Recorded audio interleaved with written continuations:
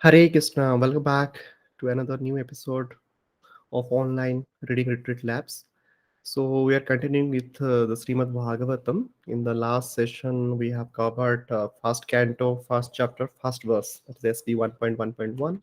And still, I will say that if you're not having the hard copy of this book, definitely you can contact me. This is your first canto hard copy of the book. So it is always better to read hard copy, even though we have online resources. So let's then get started with the second verse of the first chapter. Okay. So let me share my screen. We will go to the database from where simultaneously we also reading for all the online viewers.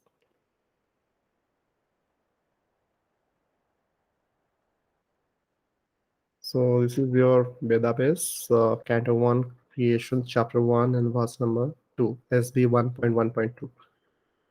धर्मप्रोजितकैतवतर परमो निर्माता शरणं सतं वेद्यं वास्तव्यम् अत्र वस्तु सीवतां तपत्रैलोक्यमूलं श्रीमद्भगवते मुनिकृते किं वा परैश्वरः सद्यो हृदि अवर्धयते तरा कृतभिः शुश्रूषिस्तथा क्षणात्.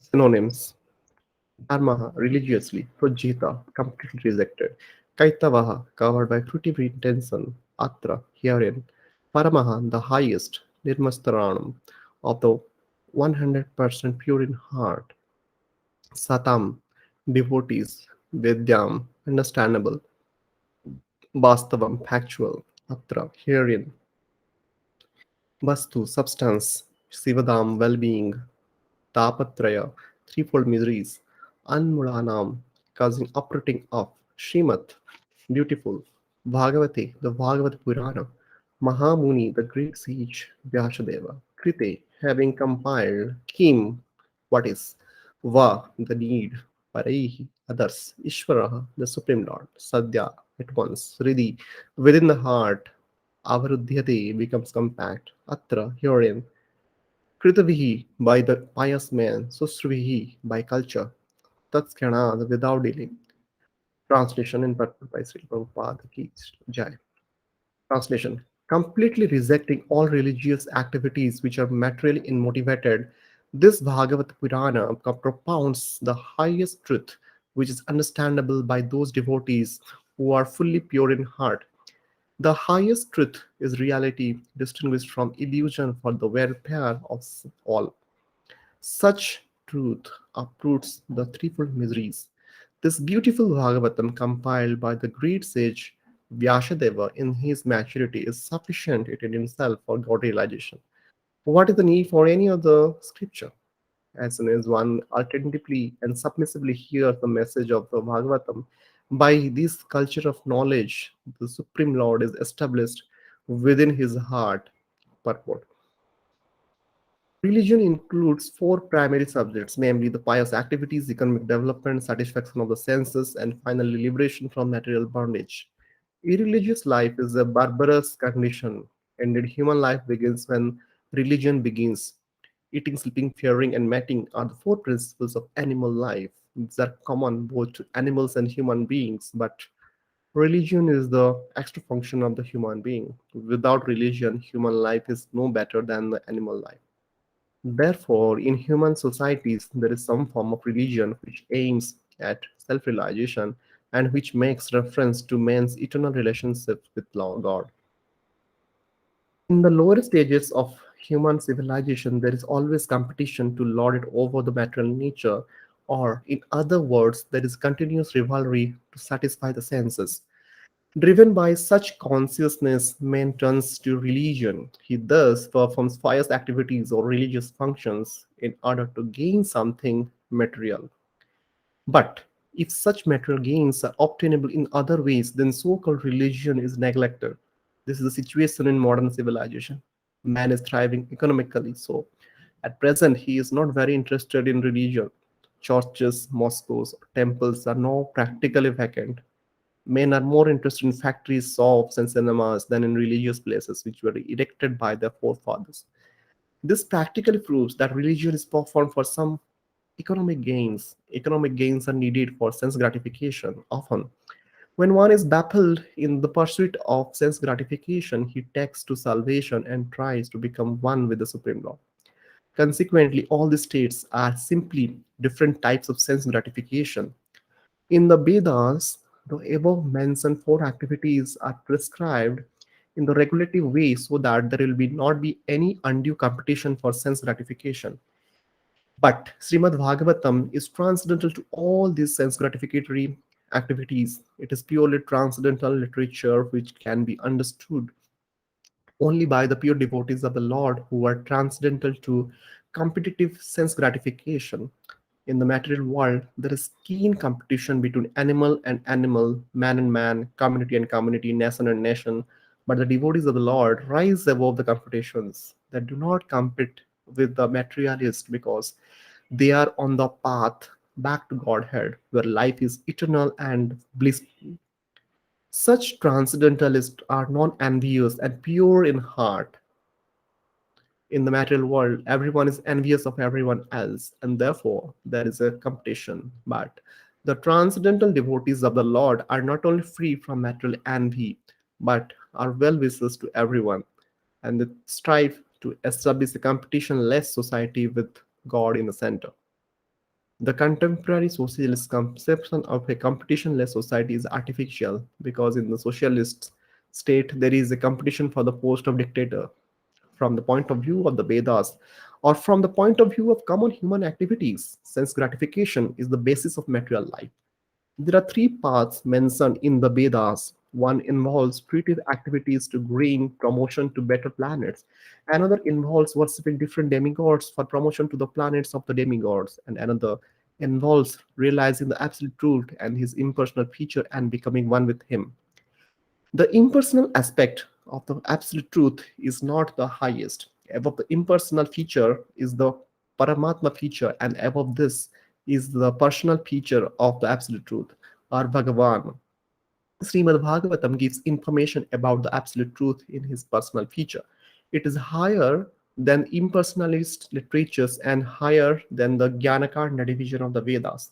It is even higher than the Karmakanda division and even higher than the Upashanakanda division because it recommends the worship of the Supreme Personality of Godhead, Lord Sri Krishna. In the Karma Kanda, there is a competition between to reach heavenly planets for better sense gratification, and there is a similar competition in the Jnana Kanda and the Upasana Kanda. The Srimad Bhagavatam is superior to all of this because it aims at supreme truth, which is the substance or the root of all categories. From Srimad Bhagavatam, one can come to know that the substance as well as the categories. The substance is the absolute truth, the Supreme Lord, and all emanations are relative forms of energy. Nothing is apart from the substance, but at the same time, the energies are different from the substance. This conception is not contradictory. Srimad Bhagavatam explicitly promulgates the simultaneously one and the different philosophy of the Vedanta Sutra, which begins with the Janmadhyasya Sutra. This knowledge that the energy of the Lord is simultaneously one and with different from the Lord is an answer to the mental speculators' attempt to establish the energy as the absolute. When this knowledge too is factually understood, one sees the conceptions of the monism and dualism to be imperfect. Development of this transcendental consciousness, grounded in the conception of simultaneously one and different, leads one immediately to the stage of freedom from the threefold miseries. The threefold miseries are: 1. The miseries which arise from the mind and body; 2. Which arises inflicted by the other living beings; and 3. Those miseries arising from natural catastrophes over which one has no control. Srimad Bhagavatam begins with the surrender of the devotee unto the Absolute Person. The devotee is fully aware he is one with the Absolute and at the same time in the eternal position of servant to the Absolute. In the material conception, one falsely thinks himself the lord of all his service, and therefore he is always troubled by the threefold miseries of life. But as soon as one comes to know his real position as a transcendental servant, he is at once becomes free from all miseries. As long as the living entity is trying to master material nature, there is no possibility of his being servant to the of the Supreme. Service to Lord is rendered in pure consciousness and of one's spiritual identity. We, by service, one is immediately freed from material encumbrances. Over and above this, Srimad Bhagavatam is a personal commentation on the Vedanta Sutra by Sri Vyasadeva. It was written in the maturity of his spiritual life through the mercy of Narada. Sri Vyasadeva is the authorized incarnation of Narayana, the personality of Godhead. Therefore, there is no question as to his authority. He is the author of all other Vedic literatures, yet he recommends the study of Srimad Bhagavatam above all others. In other Puranas, there are different methods set forth by which one can worship the demigods, but in the Bhagavatam, only the Supreme Lord is mentioned. The Supreme Lord is the total body, and the demigods are different parts of that body. Consequently, by worshipping the Supreme Lord, one doesn't need to worship the demigods. The Supreme Lord becomes fixed in the heart of the devotee immediately. Lord Chaitanya Mahaprabhu has recommended the Srimad Bhagavatam as the spotless Purana and distinguishes it from all other Puranas. The proper method for receiving this transcendental message is to hear it submissively. A challenging attitude cannot help one realize this transcendental message. One particular word is used here in for proper guidance. This word is susrusu. One must be anxious to hear this transcendental message. The desire to sincerely hear is the first qualification. The fortunate persons are not at all interested in hearing the Srimad Bhagavatam. The process is simple, but the application is difficult. Unfortunate people find enough time to hear idle social and political conversations, but when invited to attend a meeting of the devotees to hear Srimad Bhagavatam, they suddenly become reluctant. Sometimes professional readers of the Bhagavatam immediately plunge into the confidential topics of the past times of the Supreme Lord, which they seemingly interpret as sex literature. Srimad Bhagavatam is meant to be heard from the beginning. Those who are fit to assimilate this work are mentioned in the sloka. One becomes qualified to hear Srimad Bhagavatam after many pious deeds. The intelligent persons with thoughtful discretion can be assured by the greatest sage Vyasadeva that he can realize the Supreme Personality directly by hearing Srimad Bhagavatam without undergoing the different stages of realization set forth in the Vedas. One can be lifted immediately to the position of the Paramahansa simply by agreeing to receive this message. So, with this, we completed the text number 2 of the first chapter. Now, we will move to the text number 3.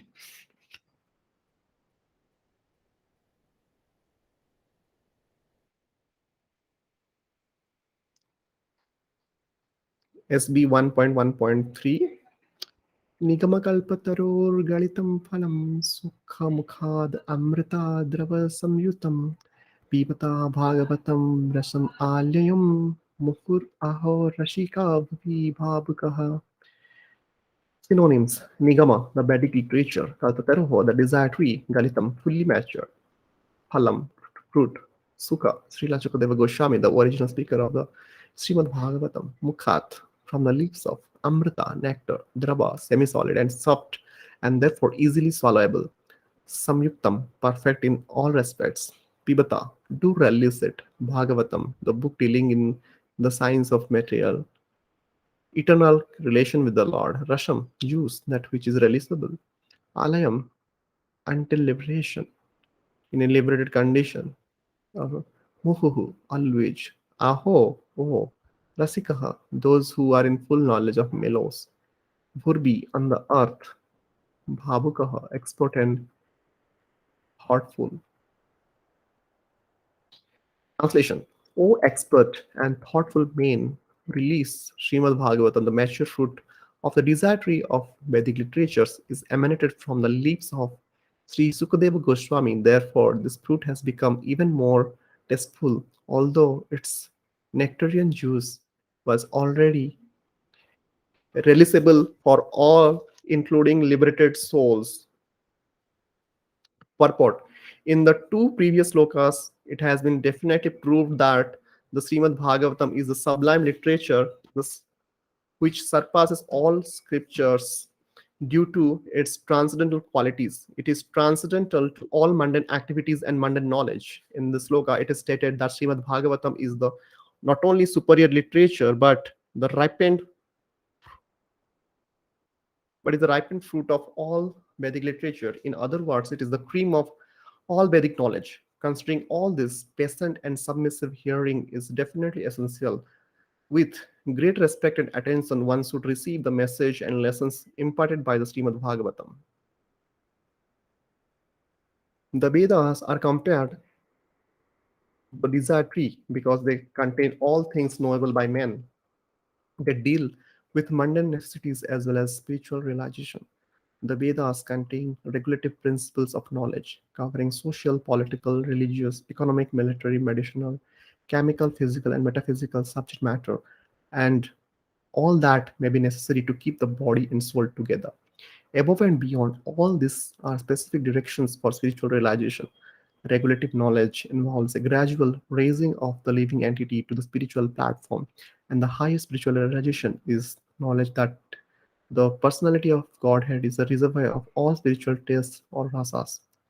Every living entity, beginning from Brahma, the firstborn living being within the material world, down to the insignificant ant, desires to release some sort of taste derived from sense perceptions. These sensual pleasures are technically called rasas. Such rasas are of different varieties. In the revealed scriptures, the following 12 varieties of rasas are enumerated. 1. Raudra, anger. 2. Adbhuta, wonder. 3. Sringar, conjugal love. 4. Hasya, comedy. 5. Bira, chivalry. 6. Daya, mercy. 7. Dasya, servitorship. 8. Sakshya, fraternity. 9. Bhayanaka, horror. 10. Vivascha, shock. 11. Santa, neutrality. 12. Vatshalya, parenthood. The sum total of all these rasas is called affection or love. Primarily, such signs of love are manifested in adoration, service, friendship, paternal affection, and conjugal love. And when these five are absent, love is present indirectly in anger, wonder, comedy, chivalry, fear, shock, and so on. For example, when a man is in love with a woman, the rasa is called conjugal love. But when such love affairs are disturbed, there may be wonder, anger, shock, or even horror. Sometimes love affairs between two persons culminate in ghastly murder scenes. Such rasas are displayed between man and between animal and animal. There is no possibility of an exchange or rasa bit between a man and an animal or between a man and any other species of living beings within the material world. The rasas are exchanged between members of the same species, but as far as the spirit souls are concerned, therefore, the rasas were originally exchanged between the spiritual living being and the spiritual whole, the Supreme Personality of Godhead. The spiritual exchange of rasa or rasha is fully exhibited in spiritual existence between living beings and the Supreme Lord. The Supreme Personality of Godhead is therefore described in the Shruti mantras, Vedic hymns, as the fountainhead of all rashas. When one associates with the Supreme Lord and exchanges one's constitutional raga with the Lord, then the then living being is actually happy. These Shruti mantras indicate that every living being has its constitutional position, which is endowed with a particular type of rasa to be exchanged with the personality of Godhead. In the liberated conditions, only this primary rasa is experienced in full. In the material existence, the rasa is experienced in the perfected form. which is temporary, and thus the rasas of the material world are exhibited in the material form of Raudra, anger, and so on. Therefore, one who attains full knowledge of these different rasas, which are the basic principles of activities, can understand the first representation of the original rasas, which are reflected in the material world. The Lord scholar seeks to release the real rasa in the spiritual form. In the beginning, he desires to become one with the Supreme. Thus, less intelligent transcendentalist cannot go beyond this conception of becoming one with the spirit whole without knowing of the different rasas. In this sloka, it is definitely stated that spiritual rasa, which is released even in the liberated stage, can be experienced in the literature of the Śrīmad Bhāgavatam due to its being the ripened fruit of all the Vedic knowledge. By submissively hearing this transcendental literature, one can attain the full pleasure of his heart's desire, but one must be very careful to hear the message from the right source. Srimad Bhagavatam is exactly received from the right source. It was brought by Narada Muni from the spiritual world and given to his disciple Sri Vyasadeva. The latter in turn delivered the message to his son Srila Sukadeva Goswami, and Srila Sukadeva Goswami delivered the message to Maharaja Parikshit just 7 days before the king's death. Srila Sukadeva Goswami was a liberated soul from his very birth. He was liberated even in the womb of his mother, and he didn't undergo any sort of spiritual training after his birth. At birth, no one is qualified, neither in the mundane nor in the spiritual sense. But Sri Sukadeva Goswami, due to his being a perfectly liberated soul, didn't have to undergo an evolutionary process for self spiritual realization. Yet, despite his being a completely liberated soul, person situated in the transcendental position above the three material modes, he was attracted to this transcendental rasha of the Supreme Personality of Godhead, who is adored by liberated souls who sing Vedic hymns. The Supreme Lord's pastimes are more attractive to liberated souls than to mundane people. He is of necessarily not impersonal because it is only possible to carry on transcendental rasa with a person. In the Srimad Bhagavatam, the transcendental pastimes of the Lord are narrated, and the narration is systematically depicted by Srila Sukadeva Goswami. Thus, the subject matter is appealing to all classes of persons, including those who seek liberation and those who seek to become one with the Supreme Whole. In Sanskrit, the parrot is also known as sukha. When a ripened fruit is cut by the red beaks of such birds, its sweet flavor is enhanced. The Vedic fruit, which is mature and ripe in knowledge, is spoken through the lips of Srila Sukadeva Goswami, who is compared to the parrot not for his ability to recite the Bhagavatam exactly as he heard it from his learned father, but for his ability to present the work in a manner that would appeal to all classes of men. The subject matter is so presented through the lips of Srila Sukadeva Goswami that any sincere listener that hears submissively can at once release transcendental tastes which are distinct from the perverted taste of the material world. The ripened fruit is not dropped all of a sudden from a highest point of Krishna Loka. Rather, it has come down carefully through the chain of disciplic succession without change or disturbance. Foolish people who are not in the transcendental disciplic succession commit great blunders by trying to understand the highest transcendental rasa, known as the rasa dance, without following the first footsteps of Sukadeva Goswami, who presents this truth very carefully by stages of transcendental activities. Stages of transcendental realization. One should be intelligent enough to know the position of Srimad Bhagavatam by considering personalities like Sukadeva Goswami, who deals with the subject so carefully. This process of disciplic succession of the Bhagavata Purana suggests Bhagavata school suggests that in the future also Srimad Bhagavatam has to be understood from a person who is factually a representative of Srila Sukadeva Goswami, a professional man who makes a business out of reciting the Bhagavatam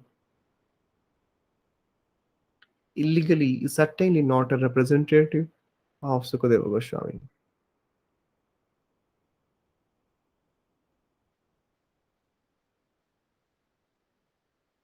A professional man who makes business out of reciting Bhagavatam illegally is certainly not a representative of Sukadeva Goswami. Such a man's business is only to earn his livelihood. Therefore, one should refrain from hearing the lectures of such professional men. Such men usually go to the most confidential part of the literature without undergoing the gradual process of understanding this grave subject. They usually plunge into the subject matter of the real of the rasa dance, which is misunderstood by the fullest class of men. Some of them expect this to be immoral, while others try to cover it up by their own stupid interpretations. They have no desire to follow in the footsteps of Srila Sukadeva Goswami. One should conclude, therefore, that the serious student of the rasa should receive the message of Bhagavatam in the chain of disciplic succession from Srila Rupa Sukadeva Goswami, who describes the Bhagavatam from its very beginning and not whimsically to satisfy the mundaner who has very little knowledge in transcendental science. Srimad Bhagavatam is so carefully presented that a dance that a sincere and serious person can at once enjoy the ripened fruit of Vedic knowledge simply by drinking the nectarian juice through the mouth of Sukadeva Goswami and his bona fide representative. So we will stop here. So we have read two verses today, text number 2 and text number 3 of chapter number 1. So in the next session, we will start with the verse number 4 of chapter 1, canto 1. So we'll stop here. Hare Krishna. All glories to Srila Prabhupada. Srila Prabhupada ki jai.